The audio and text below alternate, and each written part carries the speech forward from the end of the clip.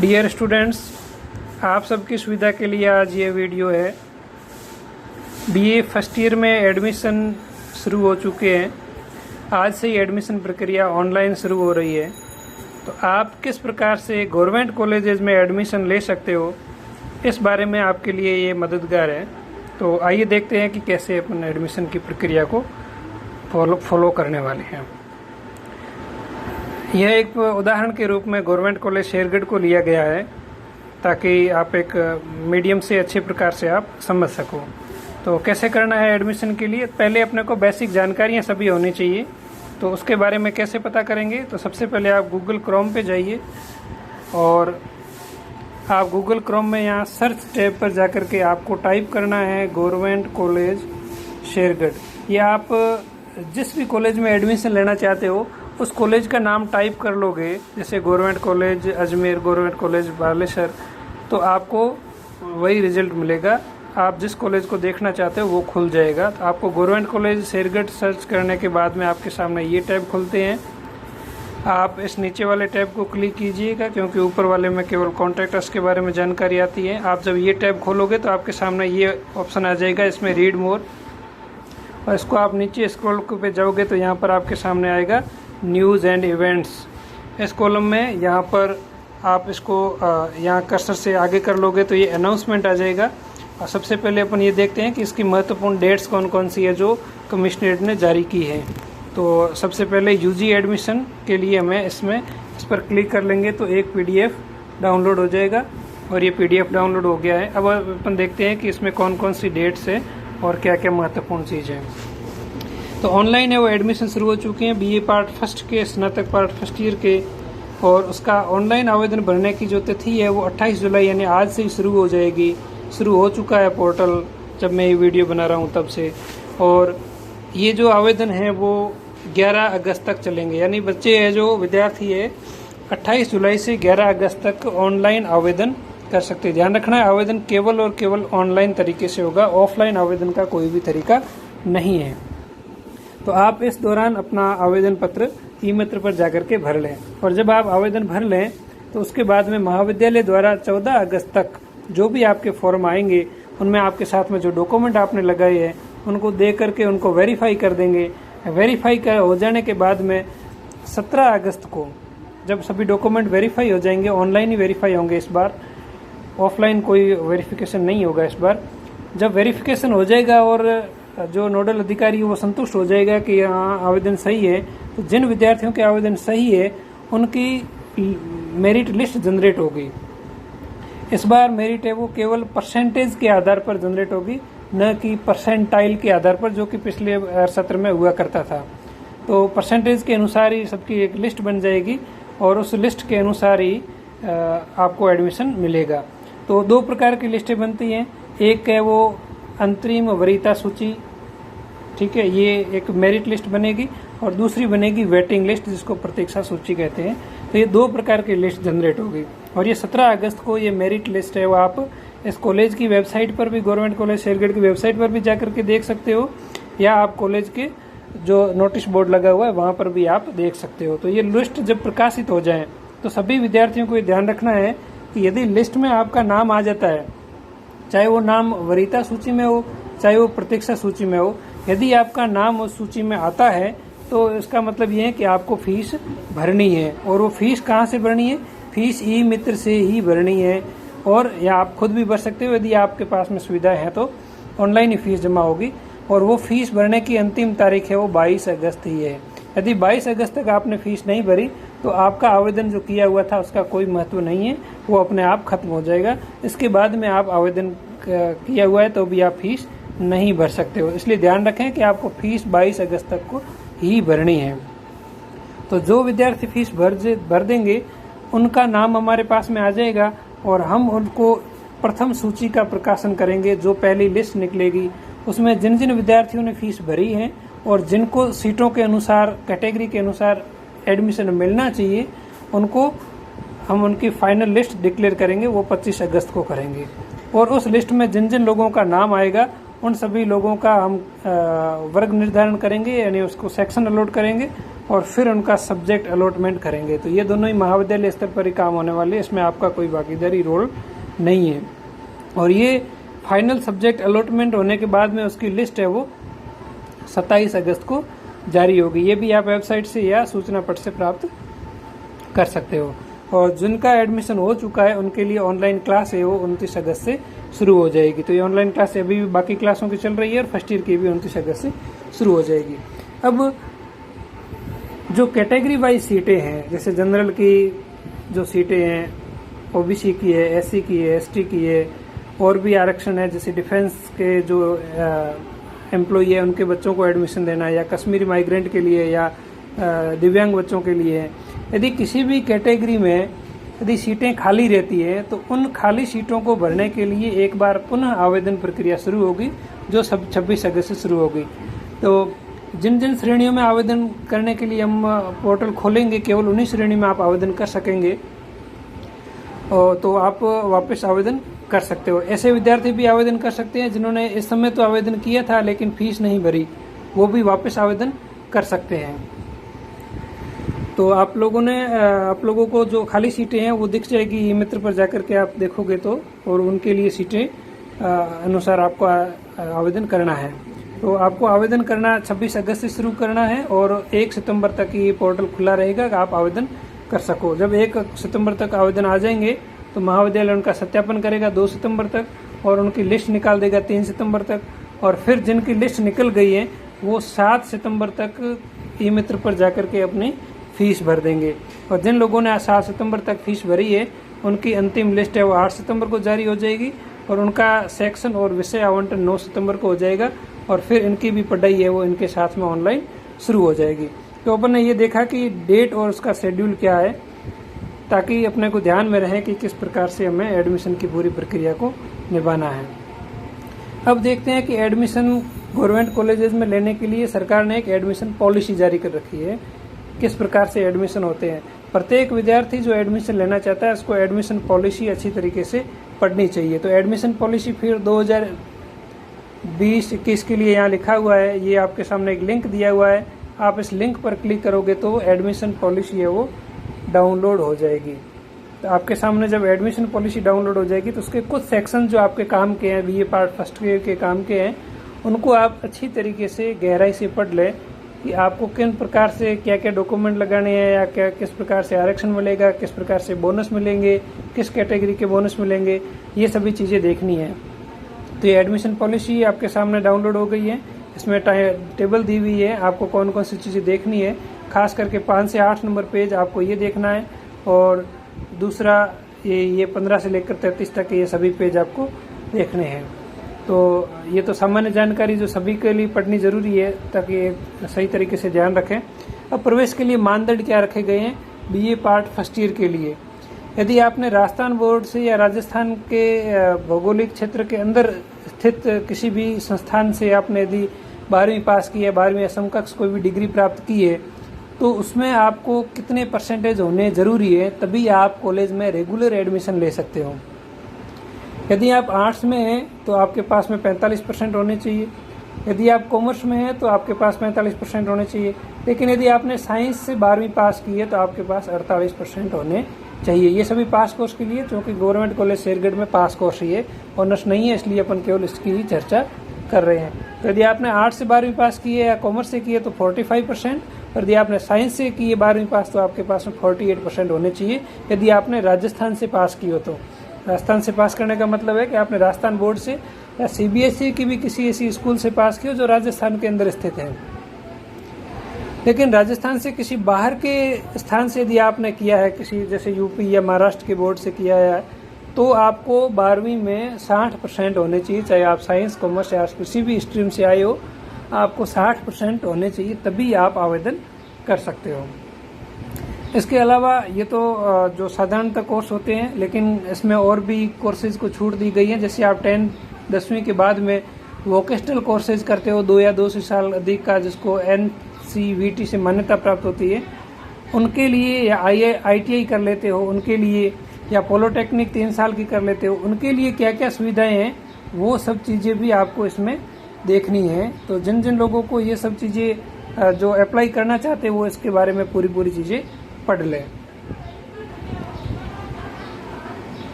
इसके बाद में एक प्रश्न ये भी आता है कि हमने किस स्ट्रीम से 12वीं पास की है तो हम एडमिशन ले सकते हैं।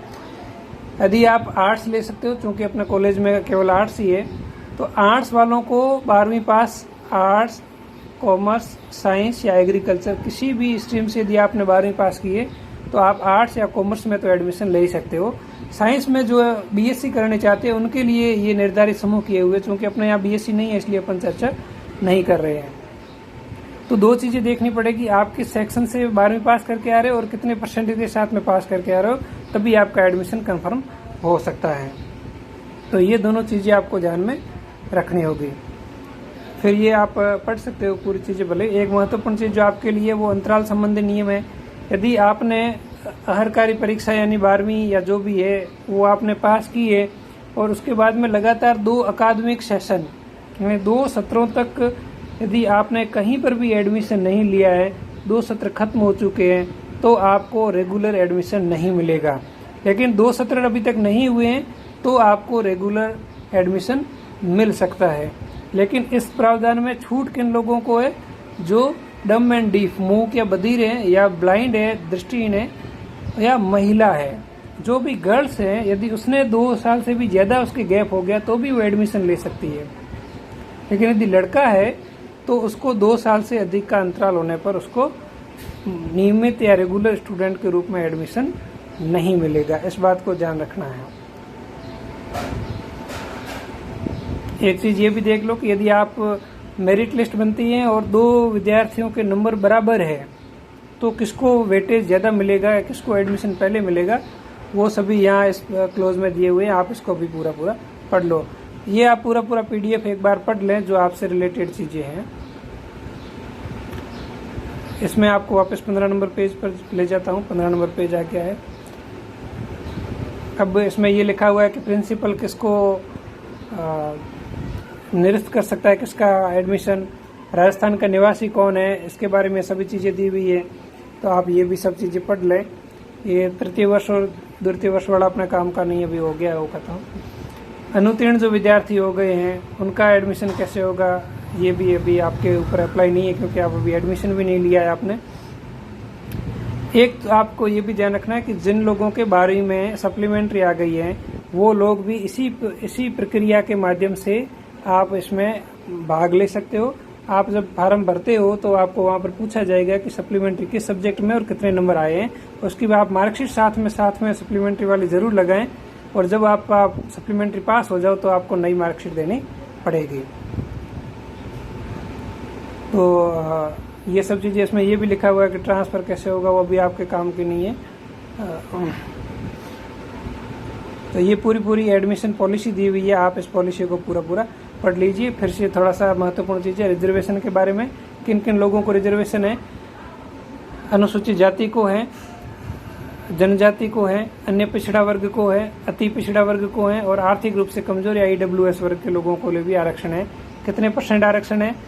एससी के लिए 16, एसटी के लिए 12, ओबीसी के लिए 21, एमबीसी के लिए 5 और ईडब्ल्यूएस के लिए 10% सीटें वो रिजर्व की गई है।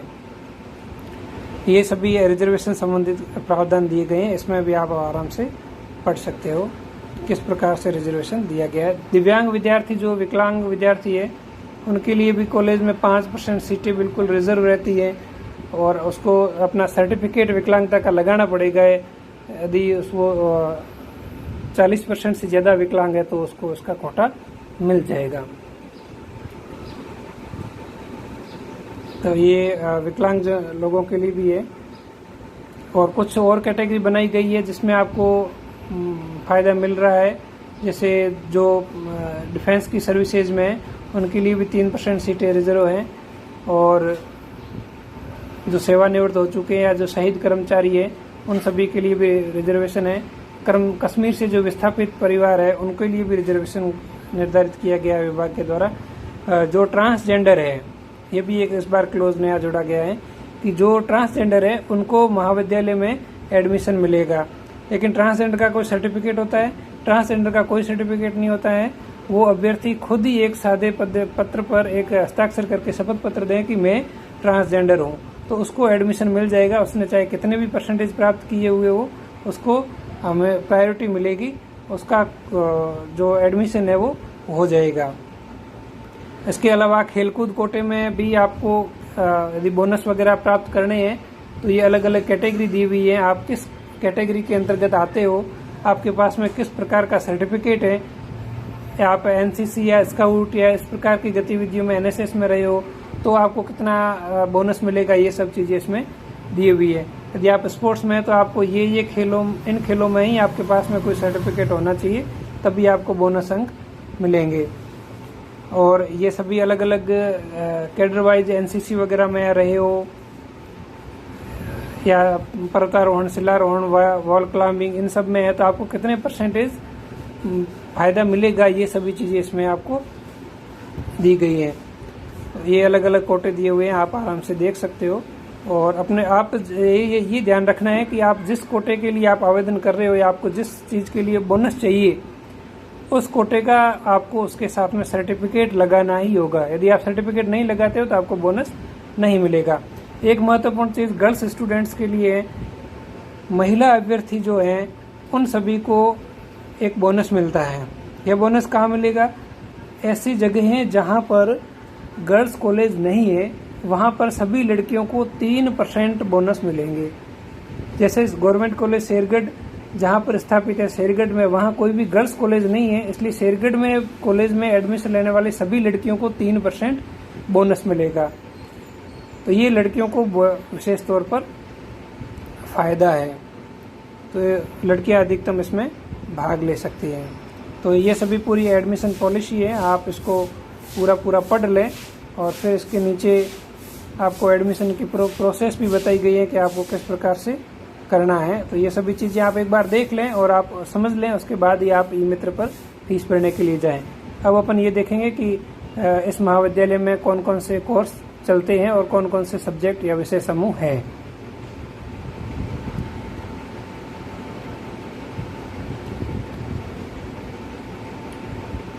तो अपने को विषय समूह या सब्जेक्ट देखने हैं तो सबसे पहले आप कोर्सेज पर चाहिए, और कोर्सेज में जाने पर आपके सामने ये कोर्सेज खुल जाएंगे। यहाँ केवल आर्ट्स की फैकल्टी है, साइंस और कॉमर्स नहीं है, केवल बीए का पास कोर्स है, ऑनर्स कोर्स नहीं है। और इसका जो पूरा सिलेबस है वो जयनारायण व्यास विश्वविद्यालय जोधपुर के अकॉर्डिंग चलता है। और यहाँ पर सब्जेक्ट कौन कौन से हैं? History, political science, economics, sociology, Hindi यानी हिंदी लिटरेचर, इंग्लिश लिटरेचर और राजस्थानी लिटरेचर। तो आपके सामने ये 7 सब्जेक्ट है। इन 7 सब्जेक्ट में आपको सब्जेक्ट चुनने हैं, लेकिन कॉलेज ने आपकी सुविधा के लिए इन 7 सब्जेक्टों के विभिन्न 18 ग्रुप बनाए हैं। आपको उन 18 ग्रुप में से ही उनको प्रायोरिटी दे करके चुनना है। तो 18 ग्रुप कौन कौन से उसको देखना है, तो आप जाइए एडमिशन के लिंक पर। एडमिशन का पोर्टल पूरा खुल के आपके सामने। एडमिशन पॉलिसी आप यहाँ से डाउनलोड कर सकते हो। इसके अलावा आपको यदि एडमिशन से संबंधित और इंस्ट्रक्शन लेने हैं तो यहाँ इंस्ट्रक्शन, इस लिंक पर क्लिक करोगे तो इंस्ट्रक्शन खुल जाएंगे, एक पीडीएफ डाउनलोड हो जाएगा। आप पूरे पीडीएफ को पढ़ लेना, आपको जो सुविधाएं चाहिए या जो शंकाएं हैं उनका समाधान मिल जाएगा। कुछ प्रश्न भी यहाँ पर तैयार की गए हैं जो एक अभ्यर्थी के मन में आते हैं, आप इसको डाउनलोड करके इन प्रश्नों को पढ़ लें। आपके बहुत सारी शंकाओं का समाधान इन प्रश्नों के साथ में हो जाएगा। जो अभ्यर्थी जनरल कैटेगरी के हैं उन सभी को फॉर्म भरने के दौरान एक आय प्रमाण पत्र लगाना पड़ेगा। उन आय प्रमाण पत्र का फॉर्मेट क्या होगा, किस प्रारूप में होगा, वो आप इस लिंक पर क्लिक करें, आपको एक सर्टिफिकेट डाउनलोड होगा, आप उसको भर के फॉर्म भरने के दौरान उसको साथ में लगा दें। जो लोग ओबीसी कैटेगरी के हैं, नॉन क्रीमी के हैं, उनको अपना जाति प्रमाण पत्र लगाना है। उसके साथ में ये ध्यान रखना है कि जाति प्रमाण पत्र 1 वर्ष से अधिक पुराना नहीं होना चाहिए। आप अपने जाति प्रमाण पत्र पर डेट देख लें, यदि वो 1 वर्ष से ज्यादा पुराना है तो क्या करना है, तो आप इस लिंक पर जाइए और यहाँ से एक प्रपत्र डाउनलोड होगा। आप इस प्रपत्र को डाउनलोड कर दें और उसमें जो जानकारी है वो भर दें, साइन कर दें और फिर स्कैन करके साथ में डाल दें। तो आपका ये जो प्रमाण पत्र है जो 1 वर्ष पुराना था, यह 3 वर्ष पुराना है तो भी चल जाएगा।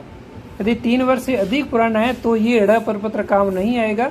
लेकिन यदि आपका ओबीसी का सर्टिफिकेट 3 वर्ष से अधिक पुराना नहीं है तो आप प्रपत्र लगा दीजिए आपका ये प्रमाण पत्र चल जाएगा, आपको नया बनाने की ज़रूरत नहीं है। तो ये एक महत्वपूर्ण चीज़ है। आप ई मित्र पर फीस भरने जाओगे तो ई मित्र पर फीस कितनी लेंगे ई मित्र वाले, इसका भी पूरा सरकार ने क्राइटेरिया तय करके रखा है। इस लिंक पे जाकर के आप पूरा देख सकते हो। इसके अलावा पूरी गाइडलाइन दी हुई है, स्टेप टू स्टेप कैसे फॉलो करना है, सबसे पहले क्या करना है, बाद में कैसे करना है, वो भी इस लिंक पे जाओगे तो आपको पूरा PDF मिल जाएगा, आप उसको पढ़ सकते हो। अब अपन आते हैं सब्जेक्ट ग्रुप या सब्जेक्ट कॉम्बिनेशन पर। शेरगढ़ कॉलेज में आपको एडमिशन के लिए टोटल 18 सब्जेक्ट ग्रुप या सब्जेक्ट कॉम्बिनेशन बनाए हुए हैं। आप इनमें से सभी सब्जेक्ट ग्रुप में से आपको प्रायोरिटी देनी है, वरीयता देनी है कि सबसे पहले आप कौन सा ग्रुप लेना चाहते हो, बाद में कौन सा लेना चाहते हो। जब आपको सब्जेक्ट अलॉट होंगे तो आपका मेरिट लिस्ट में नाम और आपकी चॉइस ये दोनों ही देख करके आपको सब्जेक्ट ग्रुप अलॉट होगा। आप अपनी मर्जी से सब्जेक्ट नहीं भर सकते हो, आपको इन सब्जेक्ट ग्रुप में से ही भरना है। जैसे मान लीजिए कि आप में से एक विद्यार्थी है जो चाहता है कि मुझे हिस्ट्री, सोशियोलॉजी और इंग्लिश लिटरेचर लेना है, तो वो उसको सबसे पहले 1 नंबर प्रायोरिटी में भरेगा। कोई विद्यार्थी ये चाहता है कि मुझे तो हिस्ट्री, हिंदी लिटरेचर और इकोनॉमिक्स चाहिए, तो उसको वह 1 नंबर प्रायोरिटी में भरे। लेकिन कोई व्यक्ति ये चाहता है कि मुझे 1 नंबर पे तो ये मिले, लेकिन यदि ये नहीं मिलता है तो मुझे ये मिलना चाहिए, तो इसको वो 2 नंबर की प्रायोरिटी में भरे। तीसरे नंबर की प्रायोरिटी आप ये भरें। तो आपको ऐसे 18 प्रायोरिटी दी हुई है, आप 18 प्रकार की प्रायोरिटी भर सकते हो। इन प्रायोरिटियों के अनुसार ही, वरीयताओं के अनुसार ही आपको आपका विषय चयन मिलेगा। आप इस ग्रुप से बाहर नहीं जा सकते हो। जैसे हिस्ट्री, सोशियोलॉजी और राजस्थानियत, आपको इन तीनों को एक साथ ही लेना पड़ेगा। ऐसे 18 ग्रुप हमने बना रखे हैं, इसमें से ही आपको सेलेक्ट करना है। तो ये 3 विषयों का कॉम्बिनेशन है जो आपको लेकर के चलना पड़ेगा। तो आप अपनी मर्जी से नहीं ले सकते हो, ये महत्वपूर्ण चीज़ें ध्यान रखनी है। तो अपन ने ये देख लिया है कि किस प्रकार से सब्जेक्ट ग्रुप बने हुए हैं, कॉम्बिनेशन है। और भी आपको ज़्यादा जानकारी चाहिए तो ये नीचे मोबाइल नंबर दे रखे हैं, जो नोडल अधिकारी है, मेरा ही नंबर है, आप इसको भी देख सकते हो या कॉल करके भी पूछ सकते हो कोई भी समस्या हो तो। बाकी पूरी जानकारी कॉलेज की वेबसाइट पर और सभी चीज़ें दी हुई है, कोर्सेज में भी है, फैकल्टी मेंबर में कौन कौन टीचर्स है, कौन कौन से कोर्स चलते हैं, ये मिसलेनियस में दिया हुआ है। और कोई प्रपत्र डाउनलोड करने हैं तो डाउनलोड सेक्शन के अंदर भी आपको मिल जाएंगे। अब अपन ये देखते हैं कि आपको यदि ऑनलाइन आवेदन करना है तो आपको जाना पड़ेगा ई मित्र पर, या SSO ID आपकी होनी चाहिए। तो वो आवेदन कैसे करते हैं उसकी छोटी सी प्रक्रिया 2-5 मिनट में आपको समझा देता हूँ। तो आपको ई मित्र पे आप खुद ही फॉर्म भर सकते हो अपने मोबाइल या घर पे ही लैपटॉप या कंप्यूटर हो तो। सबसे पहले आपको क्या करना है, गूगल पे जाकर के आपको टाइप करना है राज SSO, ठीक है। तो ये आप टाइप कर लें और इसको सर्च कर लें तो आपके सामने ये रिजल्ट खुलेगा। राज SSO पे क्लिक कर दें और राज SSO पे क्लिक करने के बाद में, चूँकि मेरे पहले से खुला हुआ है, राज SSO, जब आपकी एक SSO ID होनी चाहिए। SSO ID आपकी नहीं है तो आप बना लें, वहाँ पर लिखा हुआ है रजिस्ट्रेशन के लिए। आप यदि अपनी रजिस्ट्रेशन करके ID नहीं बना लेते हो फिर आपको लॉगिन करना पड़ेगा। जब आप लॉगिन कर लोगे तो आपके सामने इस प्रकार का टैब खुलेगा।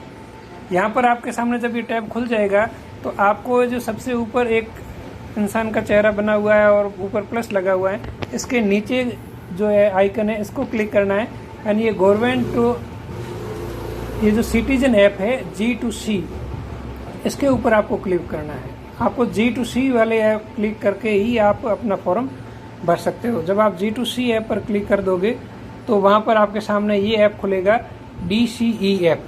ये यहाँ ध्यान रखें, DCE ऐप बना हुआ है, आइकन बना हुआ है। यदि आपके आइकन नहीं बना हुआ आ रहा है तो आप यहाँ पर सर्च करके भी इस आइकन को ढूंढ सकते हैं। DCE ऐप पर सर्च करके भी आप इसको ढूंढ सकते हैं। तो ये DCE ऐप खुल गया, आप इस DCE ऐप को क्लिक कर दें, DCE ऐप खुल जाएगा आपके सामने। यहाँ पर आपके सामने बहुत सारी चीज़ें दी हुई है, निर्देश कौन से हैं, फॉर्म क्या भरना है, FAQ क्या वगैरह, सब बहुत सारी जानकारी दी हुई है, स्टेप्स वगैरह जो पहले मैंने आपको बताए वो यहाँ पर भी है। यहाँ पर आ रहा है click here for application form, आपको इसके ऊपर क्लिक कर लेना है। जब आप इसके ऊपर क्लिक करोगे तो राजस्थान की सभी कॉलेजों के नाम आ जाएंगे, जिलेवार नाम लिखे हुए हैं। आपको जिस भी कॉलेज में एडमिशन लेना है उसका नाम यहाँ पर लिखा हुआ आएगा। चूँकि अपन गवर्नमेंट कॉलेज शेरगढ़ की बात कर रहे हैं तो आप जोधपुर पे जाइए जिले पर, और जोधपुर ज़िले में आप देखिए ये जोधपुर ज़िला आ गया है और इसमें आपके सामने शेरगढ़ कॉलेज आएगा, ये आ गया गवर्नमेंट कॉलेज शेरगढ़। तो आप गवर्नमेंट कॉलेज शेरगढ़ पर क्लिक कर दें ये गवर्नमेंट कॉलेज शेरगढ़ पर क्लिक कर दिया। अब ये गवर्नमेंट कॉलेज शेरगढ़ खुल जाएगा। आपको जिस कॉलेज में एडमिशन लेना है उसी कॉलेज के नाम के ऊपर क्लिक करेंगे तो ही यह आपका प्रोसेस शुरू होगा। अब गवर्नमेंट कॉलेज शेरगढ़ क्लिक करने के बाद में आपका ये फॉर्म भरने का पूरा प्रोसेस शुरू हो गया है। तो आप यहाँ पर किस बोर्ड से पास करके आए हो, राजस्थान बोर्ड, CBSE या कहीं से भी आए हो तो आप क्लिक कर ले। जैसे राजस्थान बोर्ड से आए हो तो आप राजस्थान बोर्ड कर दें और इस प्रकार से आप पूरी जानकारी है वो भरते जाए। यहाँ पर आपको रोल नंबर भरने पड़ेंगे। जैसे आपने रोल नंबर भर दिए,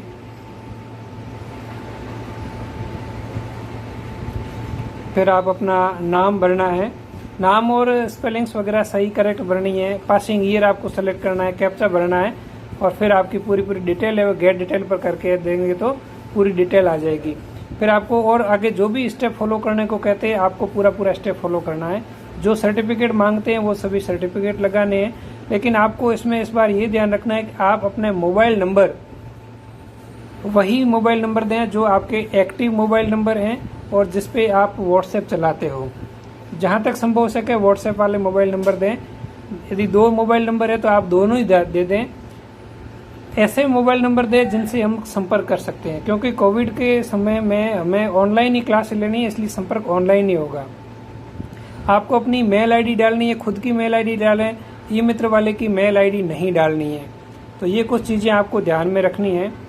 इसके अलावा आपको एक महत्वपूर्ण चीज़ जो इस बार बदलाव किया गया है वो ये है कि इस बार कॉलेज में अभी आकर के आपको कोई भी आवेदन पत्र की कॉपी या फीस जमा करने की कोई कॉपी जमा नहीं करानी है। न ओरिजिनल डॉक्यूमेंट न फोटोकॉपी अभी कोई जमा नहीं करनी है।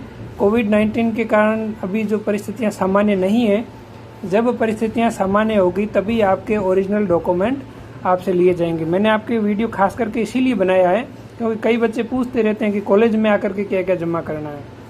कॉलेज में आके कुछ भी जमा नहीं करना है। आपको सभी जानकारियां ऑनलाइन इस वेबसाइट पर मिलेगी। ऑनलाइन सभी काम है और सभी सूचनाएं ऑनलाइन ही मिलेगी। आप पूरा काम प्रक्रिया ऑनलाइन ही करेंगे। तो उम्मीद है आपको ये वीडियो मदद करेगा।